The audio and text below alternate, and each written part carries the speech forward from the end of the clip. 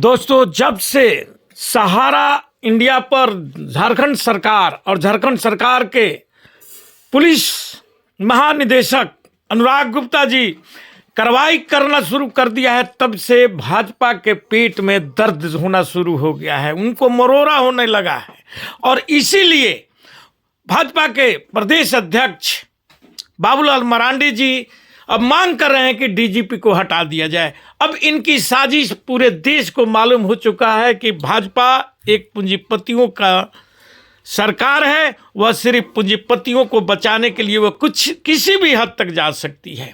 लेकिन सहारा जमाकर्ता भी ठान लिया है कि चाहे जो हो जाए, हम यह लड़ाई और अपने कमाए हुए पैसा जो सहारा में जमा किया है उसे लेकर के ही रहेंगे। और इसके लिए झारखंड सरकार बिगुल बजा दिया है और इनकी भाजपा की तमाम वह साजिशें बेनकाब होगी।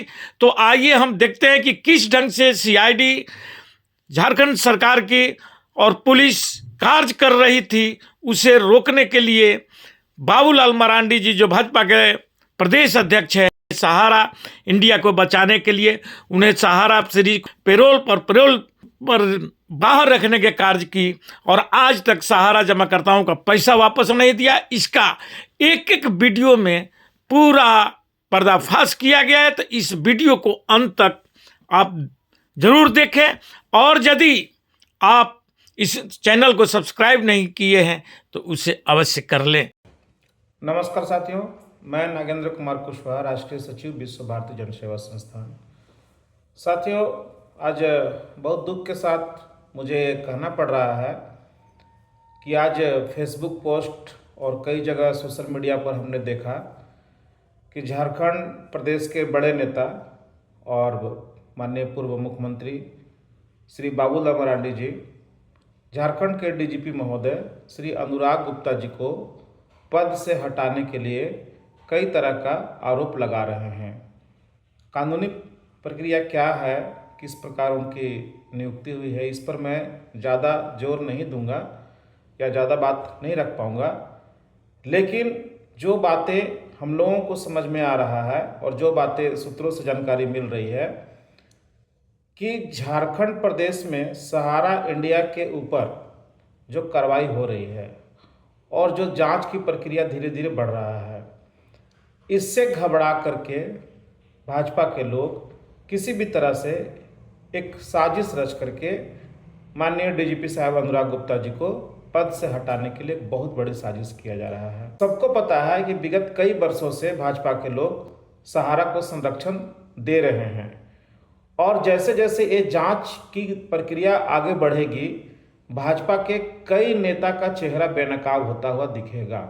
इस जांच में बाधा पैदा करने के लिए, जांच को रुकवाने के लिए एक बड़ी साजिश चल रही है कि किसी भी तरह से इस जांच को रोका जाए और अनुराग गुप्ता जी को पद से किसी भी तरह से हटाया जाए। माननीय अमित शाह जी ने कहा था कि पोर्टल पर क्लेम करने वालों को 45 दिन में भुगतान मिलेगा, लेकिन नहीं मिला। और जब एक राज्य इतना आगे बढ़ रहा है, एक पुलिस पदाधिकारी अपना टीम गठन करके इस जांच को इतना आगे लेके जा रहे हैं, तो फिर उनको भी पद से हटाने के लिए साजिश क्यों रचा जा रहा है? क्या इस देश में, इस राज्य में गरीबों के लिए कोई जगह नहीं है?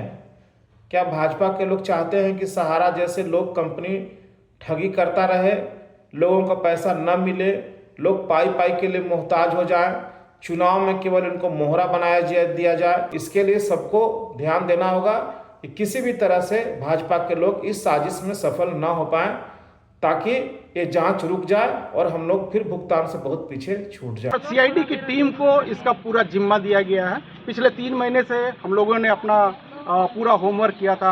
हमारे पास जितना एविडेंस था सहारा के खिलाफ में हमने सीआईडी को दी थी।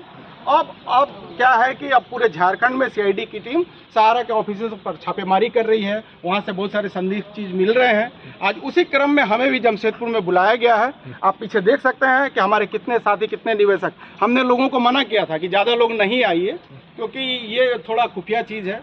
ज़्यादा लोगों की संख्या नहीं होनी चाहिए, फिर भी जिनको जिनको पता चला है, आप देख सकते हो कि लोग हमारे साथ निकल कर आ गए। हमें जानकारी है कि पूरी टीम गठित हो रही है, इस पर काम हो रहा है, एकदम कमेटी बन रही है और पैसा जो है लखनऊ के लोग लेकर बैठे हुए हैं। सहारा के जो बड़े बड़े प्रबंधन तंत्र के लोग जो हैं, 3-4 बड़े अधिकारी हैं, पैसा देना उनकी ही जिम्मेवारी है। तो ये शुरुआत है, चूंकि आपको बड़े लोगों को पकड़ना है, तो जब तक आप भूमिका नहीं बनाएंगे, यहाँ से आप एविडेंस नहीं लेकर जाएंगे, तब तक आप उनको कैसे गिरफ्तार करोगे। तो ये जो पूरा सीआईडी का टीम है झारखंड का, पूरी उस दिशा में बढ़ रही है और ये प्रोसेस जो है, यहाँ जो ऑफिस सील होना, ये पूरा प्रोसेस उस दिशा में चल रहा है कि लोगों का पैसा कैसे दिलाया जाए। तथाकथित जो सहारा के अपने आप को बहुत बड़े मतलब अधिकारी बोलते हैं, वो 3-4 ऑफिसेस खोलकर मार्च 2022 में दिल्ली हाई कोर्ट ने इनके सभी तरह के लेन देन पर, लेने पर प्रतिबंध लगा दिया, देने पर नहीं। उन्होंने बोला कि आप कस्टमर का निदान करो, आप पैसा एक भी मत लो। उसके बाद भी ये लोग सादे कागज पर, पेपर पर उस पर पैसा ले रहे हैं। उसका सारा एविडेंस हमने सीआईडी को दिया हुआ है। आप ये जो कार्रवाई देख रहे हैं, प्रशासन ऐसे कार्रवाई नहीं करती है, उनको जब तक झोल माल कहीं नहीं मिलेगा वो कार्रवाई नहीं करेगी। तो हमने बहुत सारा ऐसा एविडेंस, उन सारी चीज़ों का एविडेंस भी हमने झारखंड सरकार को, सीआईडी को दिया है। इसलिए अब ये छापेमारी हो रही है। इन लोगों को जिस तरीके से तकलीफ हो रही है और ये लोग कुछ सोशल प्लेटफॉर्म पे हमारे खिलाफ कुछ आग उगल रहे हैं, तो अब हम चाहते हैं कि इनके खिलाफ में भी एफआईआर करें। पूरे झारखंड की अगर बात करेंगे तो ये आंकड़ा करीब 35 से 40 हज़ार करोड़ रुपया पहुँचता है, 35 से 40 हज़ार करोड़ रुपया। और पूरे देश की अगर बात करेंगे तो यह आंकड़ा 3 से 4 लाख करोड़ रुपया पहुंचता है। अगर इसकी तपिश ढंग से हो जाए तो पूरे मतलब इतना बड़ा घोटाला आपको पूरे संसार में देखने को नहीं मिलेगा जितना बड़ा घोटाला सहारा इंडिया ने किया है। चुपके से ऑफिस खोल के पैसा लेता है तो ये गलत है। जो ऑफिस बंद होने का सबसे बड़ा कारण है जमाकर्ता का पैसा देना नहीं। आज हम लोग डीजीपी साहब के ऑफिस में थे और जैसा कि लखनऊ हेडक्वार्टर से सहारा के कुछ लॉयर लोग आए हुए थे, कुछ संदेश लेकर के कि हम लोग झारखंड के लोगों का भुगतान करने के लिए राजी हैं, उसका रोड मैप हम 15 दिन के अंदर देने वाले हैं और हमारे ऊपर कानूनी कार्रवाई अभी कम किया जाए इत्यादि ये सब बात लोगों को उनका आग्रह आया था। और दूसरा आग्रह था उनका ऑफिस खोलने के लिए कि हमको ऑफिस खोल करके काम करने दिया जाए, जिस पर कि डीजीपी साहब सख्ती से कह दिए कि ऑफिस आपका नहीं खुलेगा, केवल एक ऑफिस अलाउ होगा जो रांची जोनल ऑफिस होगा। बाकी आपका कोई रीसबमिशन के लिए हम ऑफिस नहीं खोलने देंगे। रीसबमिशन के नाम पर जो लोग पैसा लेंगे और मेरे तक खबर आएगा तो मैं कानूनी कार्रवाई करूंगा। और जो भी अभी तक मेरे पास साक्ष्य जुटाए गए हैं वो काफ़ी हैं। रीसबमिशन में 400-500 रुपया करके आप लोगों ने लिया है, उसका पूरा प्रूफ पुलिस डिपार्टमेंट के पास है। मैं जब चाहूँ तब सहारा के अधिकारियों को गिरफ्तार कर सकता हूँ। लेकिन अगर आप पैसा देने के लिए झारखंड के लोगों को आगे बढ़ते हैं तो मैं थोड़े दिन के लिए कानूनी प्रक्रिया भी ढीला करूंगा।